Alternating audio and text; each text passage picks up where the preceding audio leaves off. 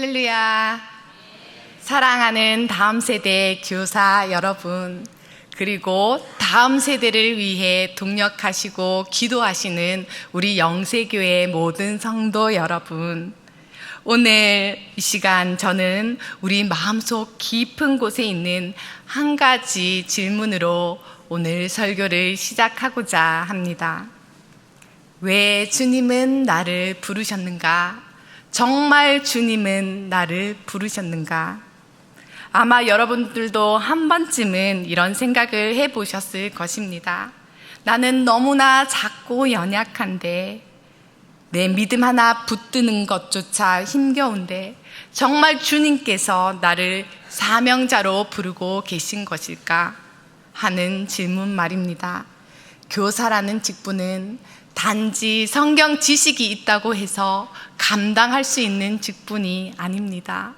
다음 세대 자녀들을, 그 영혼들을 품고 기도하며 함께 울고 웃으며 생활하며 하나님께 나아가는 그 자리는 소명의 자리입니다. 그렇기에 때때로 지치기도 하고 때로는 자신의 부족함에 낙심하고 절망하기도 합니다.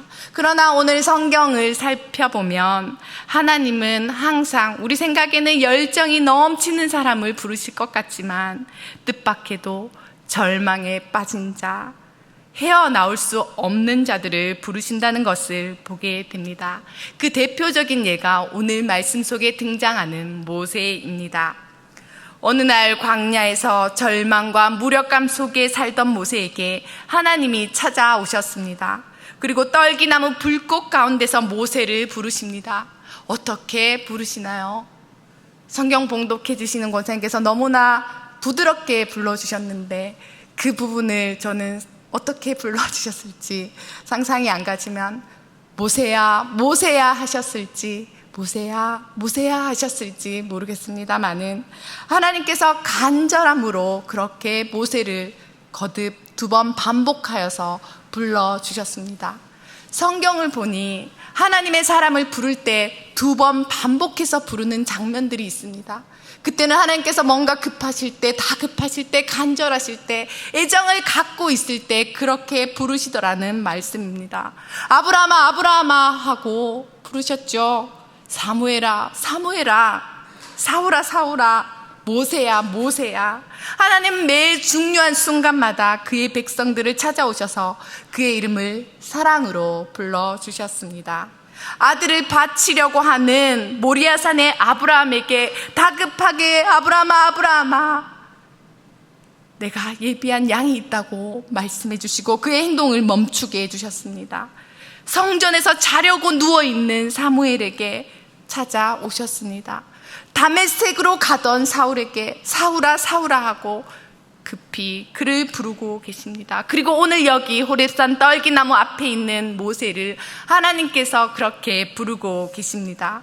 그런데 모세는 그의 이름을 애타게 부르시는 하나님의 음성을 듣고도 아무런 열정도 열망도 없는 모습을 보이십니다. 내 백성에게 가라, 내가 너를 보내리라 라고 하시는 하나님의 소명의 장면에서 내가 누구에게 바로에게 가며 내가 누구에게 애굽에로 가서 이스라엘 사람들을 구해내 인도하리까 하고 반문하고 있는 것입니다.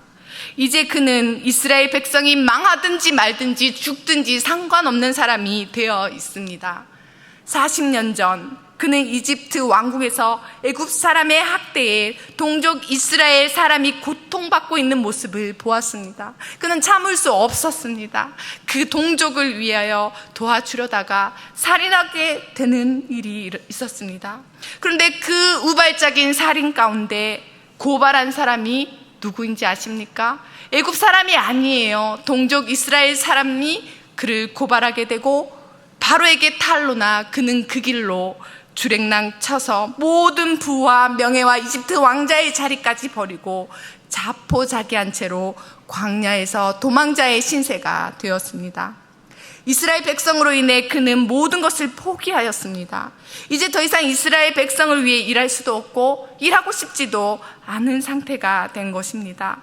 애국과 이스라엘 사람 모두의 원망이 되었고 모세에게 민족이란 단어는 이제 포기한 단어가 되어버렸습니다. 그런 그에게 백성을 향한 비전이 어찌 있을 수 있겠습니까? 어쩌면 하나님께서 그에게, 내 백성에게 가라고 할 때 여러 가지 핑계를 대면서 못 갈 이유들을 나열하지 않습니까? 어쩌면 그의 모습이 너무나 이해가 되는 거죠. 거기에서 반역자로 몰려있는데 그곳을 다시 가고 싶을 것이며, 내 민족 이스라엘을 위해서 일하려고 했는데 그들에게조차 환영받지 못하는 자리가 아닙니까? 그는 이제 백성을 위해 일할 수도 없고 하고 싶지도 않은 사람이 되었습니다. 열정이 식은 자, 꿈이 꺾인 자, 해방 사명에 관심조차 없는 자, 바로 그런 그에게 주님께서 찾아오셨습니다.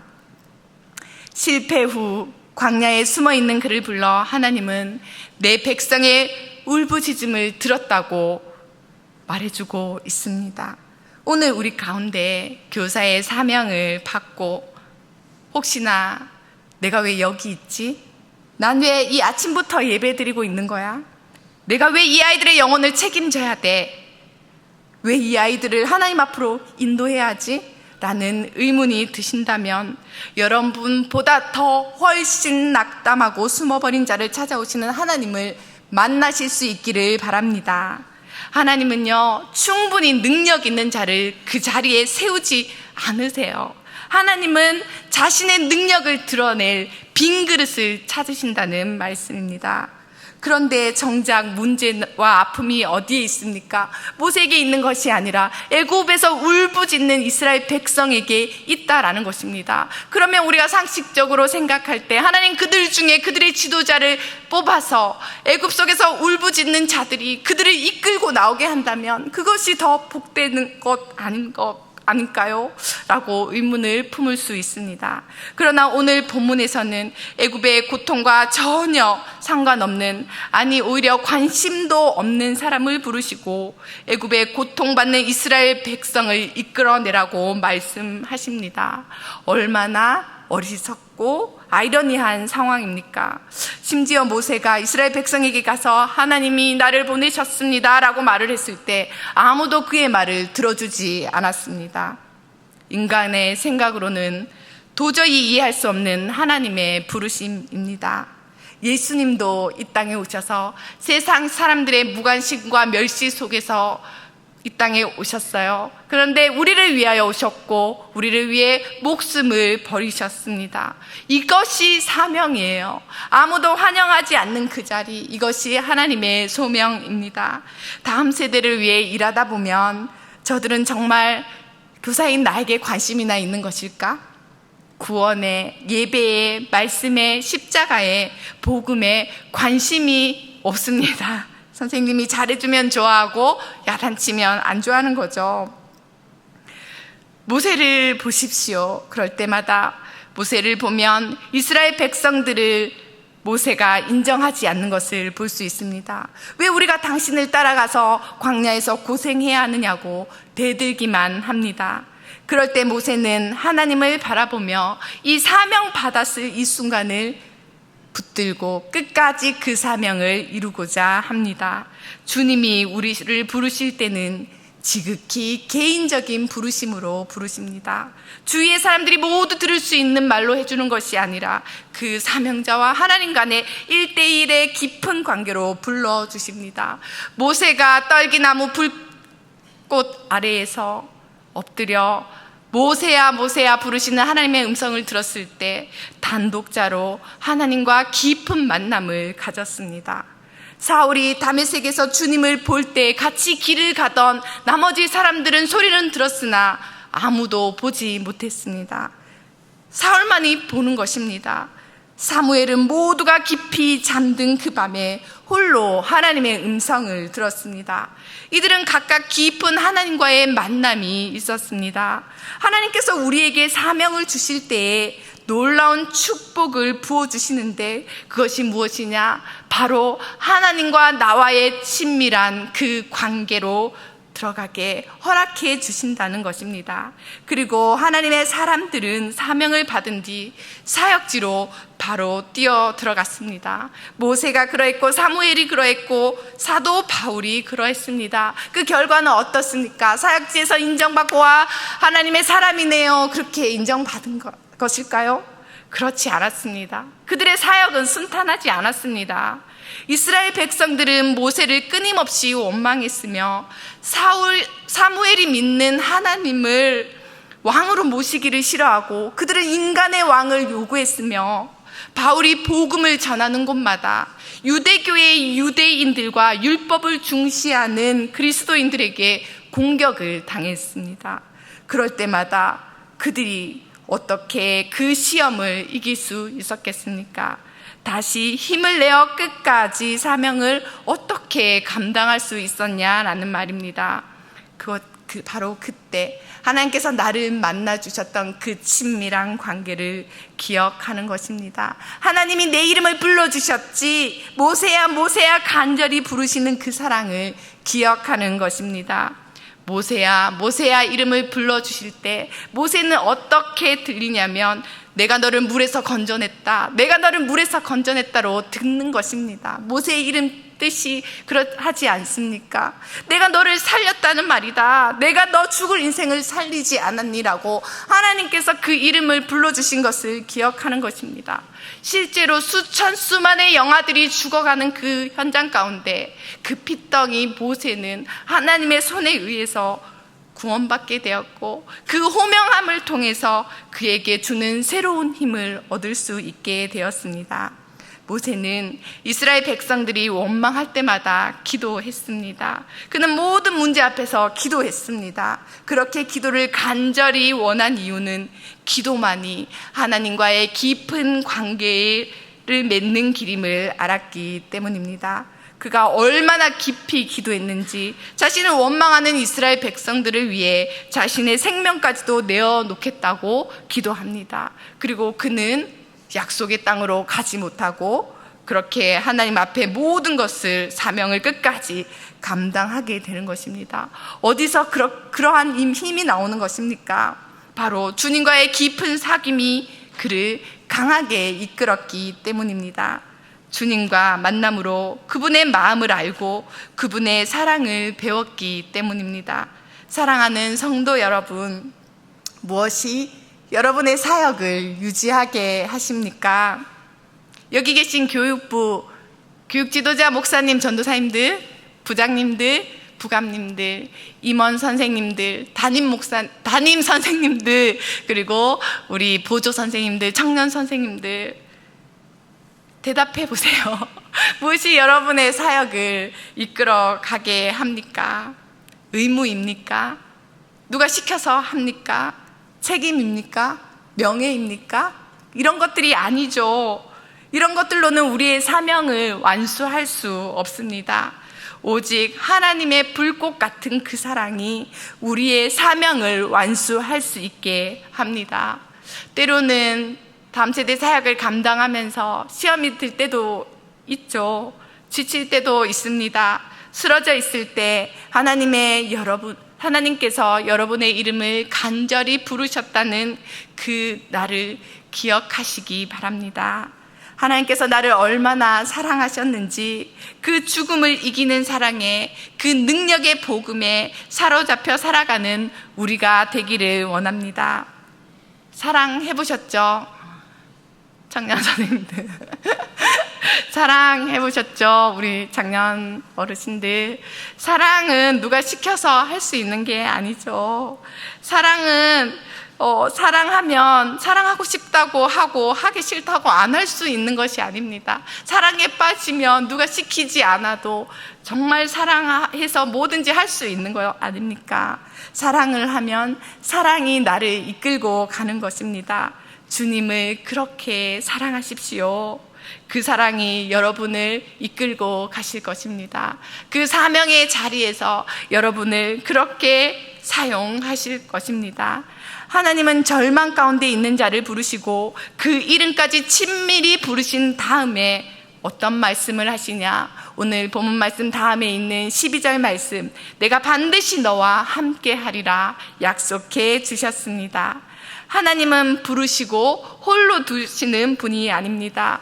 본문 이후에 모세는 계속해서 자신의 부족함을 고백합니다. 그때마다 모세야 모세야 능력을 부어줄게 라고 하나님은 함께 하겠다고 약속하십니다. 그의 손에 붙들린 지팡이가 능력의 도구가 될 수 있도록 하나님께서 길을 예비해 주셨고, 아론 말 못한다고 하는 모세에게 아론이라는 대언자를 붙여주셔서 함께 갈 수 있도록 해 주셨습니다. 사역의 현장으로 나가기 전부터 이미 모든 자원을 다 준비해 주셨습니다. 이것은 오늘 우리에게도 동일합니다. 우리가 하나님의 일을 할 때 부족한 우리 모습 있지만 하나님께서는 동력자들을 보내주셨습니다. 난해한 말씀을 풀어야 할 때 성령의 조명하심으로 우리는 하나님의 말씀을 깨닫게 됩니다. 아이들이 다친 마음을 가지고 나아올 때 그 마음을 두드릴 수 있는 기도라는 불기둥과 말씀이라는 구름 기둥을 주셔서 그렇게 아이들을 만날 수 있도록 허락해 주십니다. 결론입니다. 우리가 사역의 길에서 지칠 때마다 붙들어야 할 것은 우리 주님과의 사랑입니다. 그 첫사랑을 기억하십시오. 모세가 이스라엘의 원망 속에서도 포기하지 않은 이유는 떨기나무 불꽃 속에서 들었던 모세야 모세야 라는 사랑의 부르심 때문이었습니다. 바울이 돌을 맞고도 다시 복음을 전하러 그 도시를 두드릴 수 있었던 것은 다메섹에서 자신을 쓰러뜨렸던 사울아 사울아 네가 왜 나를 핍박하느냐라고 말씀하셨던 주님의 그 음성 때문이었습니다.